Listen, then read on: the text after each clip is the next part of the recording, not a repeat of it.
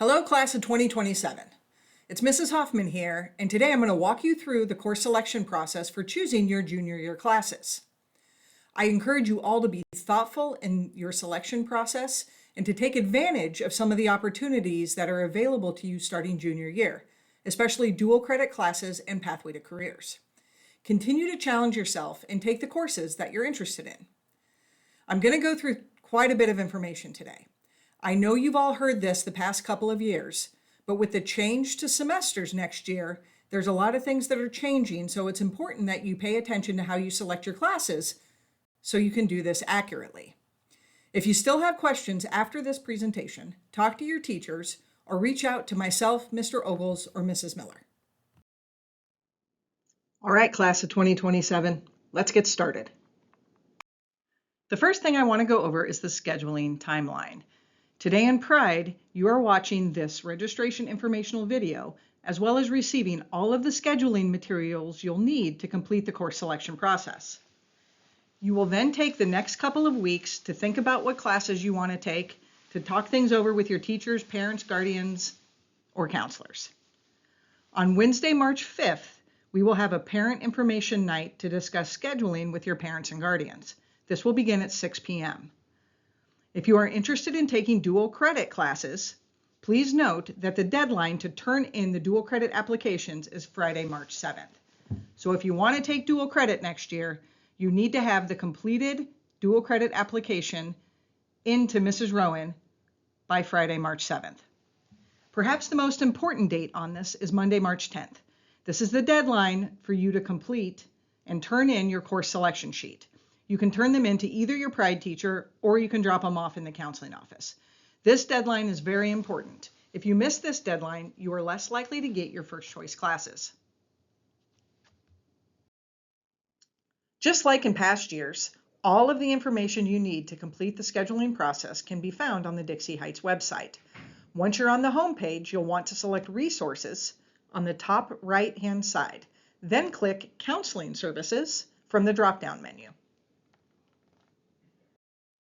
This will take you to the school counseling webpage. To access the scheduling materials, you will want to select Scheduling Materials from the left side. If you happen to misplace your course selection sheet, this is where you can go to print off another copy. Perhaps the most helpful thing on the website is the Dixie Heights course guide. Information on the grading scale, AP and dual credit courses, graduation requirements, transition readiness, NCAA eligibility, career pathways, and a description of each course offered at Dixie Heights can be found in the course guide. I next want to hit on the district's transition readiness standards. It's our goal that all students graduate as college and career ready in 4 years. Now, I know you've all heard a lot about this, but the fact is that if you display the skills of transition readiness in high school, you are more likely to be prepared for whatever you do after high school, whether it be attending a 4-year college, a trade school, enlisting in the military, or joining the workforce. There are several different ways to meet the standards. On the left side are the academic indicators. These include getting a grade of A, B, or C in a dual credit English or math class, earning a score of 3 or higher on an AP test, or earning an A, B, or C in an AP course or in Algebra 2. You can also meet college readiness by meeting the benchmark scores on the ACT or Coyote tests. On the right side are the career readiness indicators. These include earning industry certifications, earning an A, B, or C in a career pathway dual credit course, completing a work-based learning internship, passing the ASVAB, and enlisting in the military. Career readiness can also be achieved by meeting 2 of these indicators listed right here on the bottom right. As I just mentioned, career readiness can be met by completing a pathway. We offer 8 different pathways at Dixie Heights High School: administrative support, computer programming, digital design and game development, e-commerce, engineering design, hospitality, travel, tourism, and recreation, management and entrepreneurship, as well as a non-pathway certification in veterinary science. In the registration paperwork, you will be given by your Pride teacher the course sequences for each of the pathways offered here at Dixie Heights is included. If you are working on a pathway, be sure you complete any course requirements you still have. Once you earn 2 credits in a pathway, you will be able to take the end of program assessment, and if you pass the end of program test, you will achieve career readiness. In addition to leading to career readiness, one of the best things about our career pathways is that it gives students a glimpse into different careers. For example, our engineering pathway gives students information about being an environmental engineer, a natural resource specialist, a land surveyor, environmental scientist, or a public health engineer, among others. The administrative support program offered here at Dixie Heights gives students a glimpse of what a career as an accountant, retail manager, financial analyst, executive assistant, and personnel manager looks like. Each of the pathways we offer helps students get a better understanding of specific careers within that pathway. If you have any questions regarding a career pathway, please see Mrs. Rowan.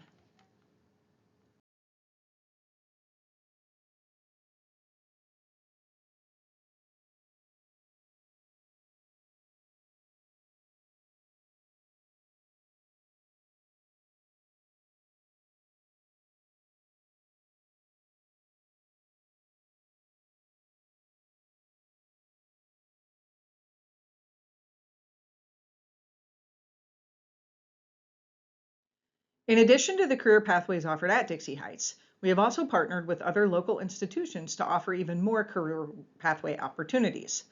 Many of these programs are 2-year programs that you start your junior year. These programs include automotive engineering, building maintenance, the Ensweiler Building Program, and the Young Scholars Academy. The Line Worker Program is a senior-only program offered through Gateway. Both ROTC and the Ignite Institute are usually started during your 9th grade year, but if you have a real interest in either of these programs, you might be able to get in depending on whether or not there is room in them. Dual credit classes are another great opportunity you have at Dixie Heights High School, and you can start taking dual credit classes beginning your junior year. Dual credit courses are college-level courses that students may take while still in high school. You can take dual credit classes at Dixie Heights, online, or on a college campus. These courses are offered at a greatly reduced price and will count for both high school as well as college credit.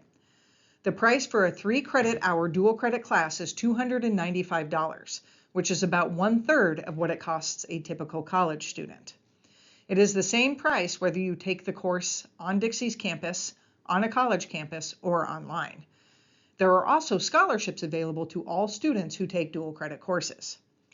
All dual credit courses are on the weighted GPA scale, meaning an A will be awarded a 5.0. The colleges and universities have specific requirements that students must meet, and there is an application process that you must complete in order to take dual credit classes. You must be accepted into a dual credit program at a college in order to take the classes. If accepted, students must also adhere to the rules and regulations of the university's dual credit program. You can get a dual credit application from Mrs. Rowan's room, from the counseling office, or you can print one off from the counseling website. If you're interested in taking dual credit courses, you must fill out the dual credit application and paperwork. If you want to take dual credit courses, you will be able to write them in on your course selection sheet. Remember, the colleges and universities have specific GPA and standardized test scores you must meet in order to be accepted into the dual credit program. If you want to take dual credit classes next year, the most important thing right now is for you to complete the dual credit application and paperwork. You can pick up the application in Miss Rowan's room, the counseling office, or print one from the counseling website. Another opportunity available for 11th and 12th graders is Pathway to Careers, also known as School to Work. This is where you can leave school early in order to go to work. I want to hit on a few things about Pathway to Careers. Perhaps the most important thing is that you must have a job in order to register for Pathway to Careers. Secondly, you must complete and turn in the Pathway to Careers packet. You cannot start the class until the packet is turned in and the employer background check is cleared. You can pick up a packet from Mrs. Albrink or from the counseling office. As a junior, you can take one Bell of Pathway to Careers for 1 or 2 semesters. For every Bell you take, you must work 150 hours. Lastly, you must fulfill the requirements of the class in order to pass the class and stay in the class if you want to take it for 2 semesters. This includes turning in pay stubs to show the hours you work, as well as completing all other required paperwork. 1 semester of passing the course will give you 1/2 of an elective credit. Before I get into the updated graduation requirements, I want to quickly go over graduation recognitions. Students who have a weighted GPA of 4.2 or higher and have completed 5 AP and/or dual credit courses in 4 of the 6 academic areas will earn summa cum laude honors. Students that have a weighted GPA of 3.8 or higher and have completed 2 AP and/or dual credit classes will be recognized as magna cum laude. Cum laude recognitions are awarded to students who have earned a cumulative GPA of 3.5 or higher. If you earn one of these, you will be recognized at graduation. Just remember, GPA is not rounded up for honors recognitions. With the move to semesters, there are a few things I want to explain before we look at your course selection sheets. Instead of 3 trimesters, we will operate on a 2-semester schedule next year. Instead of having 5 classes, you will have 6 classes each day. 1 credit classes will be full year classes. This means that you will have the same teacher during the same bell for the same class for the entire school year. For example, let's say you have Mrs. Henry for English 3 next year during second bell. You will stay with Mrs. Henry for English 3 second bell for the entire school year. By moving to semesters, there will be no more switching teachers for the same class when the trimester ends. Credit for full year classes will be awarded at the end of the school year. Your final grade for a full year class will be determined by adding your semester 1 grade to your semester 2 grade and dividing by 2. If at the end of the year you have a 60% or higher, you will earn a full credit. If your final grade is below a 60%, you will not earn any credit for that class. For semester classes, credit will be awarded at the end of the semester in which you complete the class. This is what the daily bell schedule will be next year. As I just mentioned, you will have 6 classes instead of 5. The total minutes spent in each class every day is a bit less on the 6-bell schedule. Another change you will see is that lunch will be eaten during 4th period instead of 3rd period.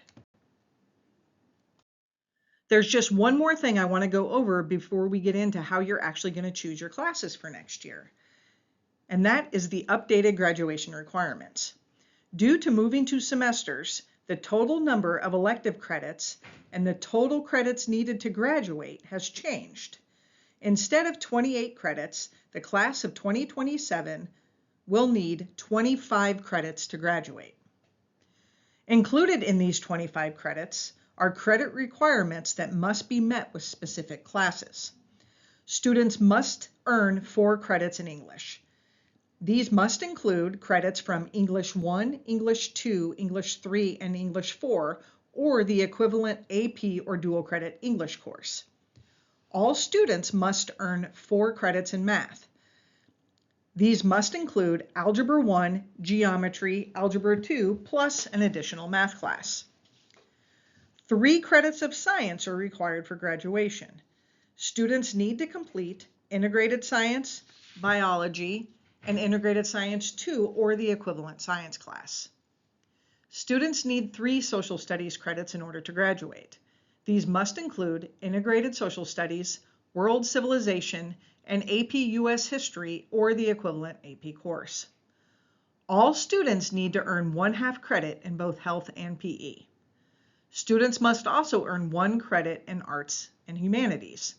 This includes any band, choir, art, or drama classes. The final mandatory graduation requirement is a credit of business or career tech education. Included in this is a required half credit of business and marketing essentials.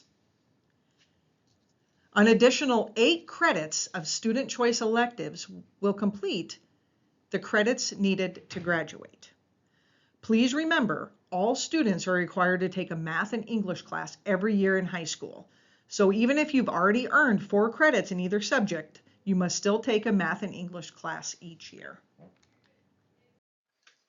Now we're going to get into how you will choose your classes for next year.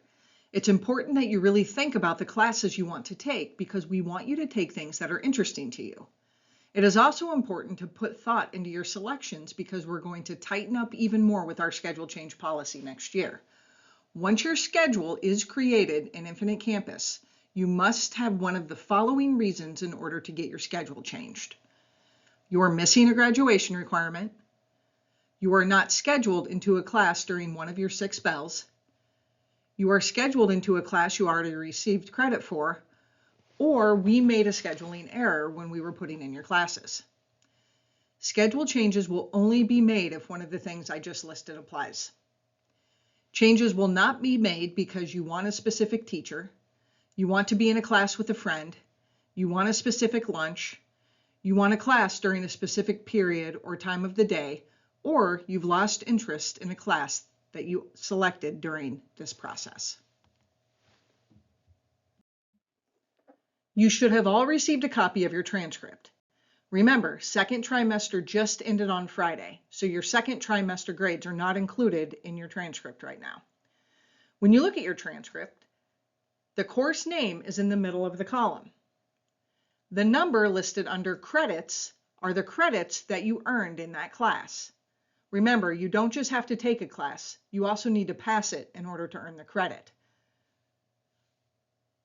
Over here is where the total number of credits you have earned so far are listed. Just remember, your second trimester classes are not included. This next slide is a copy of a credit check sheet.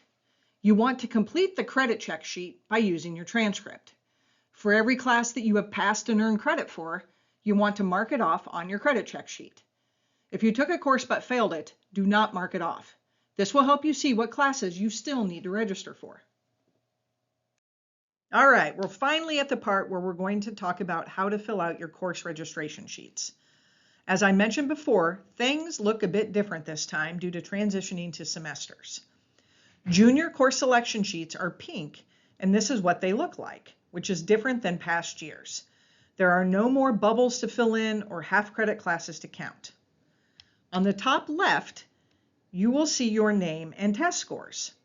If there aren't any scores listed, that means we don't have any on file for you. Over here, you'll see a line for your parent or guardian signature. Getting your parent or guardian to sign your completed course selection sheet is required to complete the registration process. This section here is where you are going to write in the classes you want to take next year.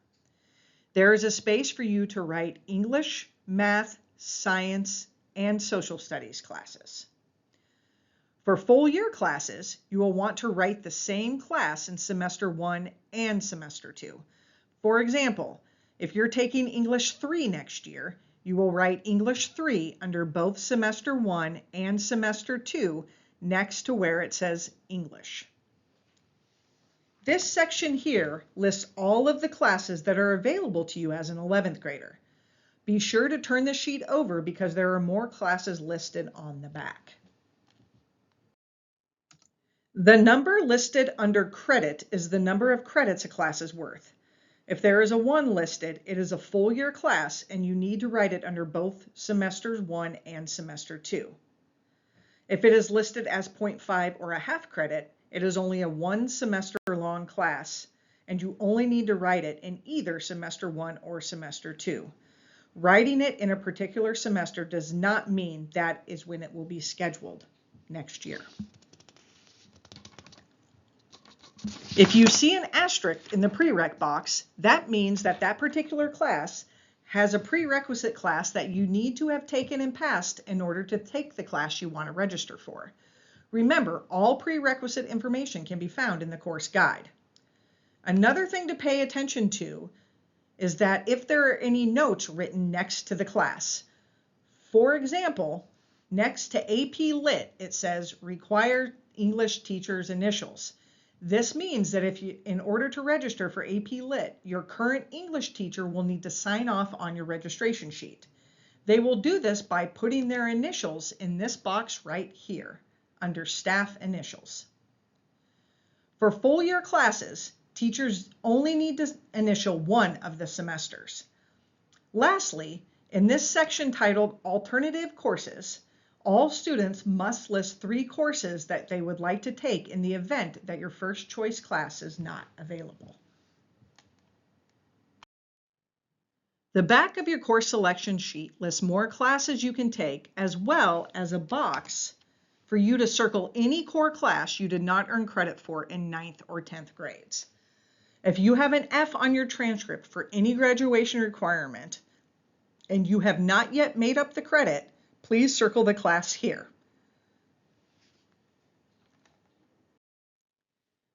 This is what a completed course selection sheet should look like. This section has classes listed in each of the 6 spots under Semester 1 and Semester 2. Full year classes are listed in both semesters, and teachers have initialed the classes that require teacher approval. Lastly, 3 alternate choices have been written in. Once your course selection sheet looks like this and your parent or guardian has signed it, you should turn it in to your PRIDE teacher. All right, this is the end of our scheduling presentation. Before we wrap up, just want to give you a couple of reminders. First off, remember that all students must register for an English and math class every single year. All students must register for the equivalent of 6 full year classes, as well as choose 3 alternate classes. Remember, your completed course registration sheet is due to your PRIDE teacher no later than Monday, March 10th. If you turn in an incomplete selection sheet or don't turn one in at all, your counselor will choose the classes for you and you will not be allowed to change them. All right, Colonels, that's all I have today about scheduling. If you have any questions, reach out to your teachers or stop into the counseling office to see myself, Mr. Ogles, or Mrs. Miller. Have a great day, everyone.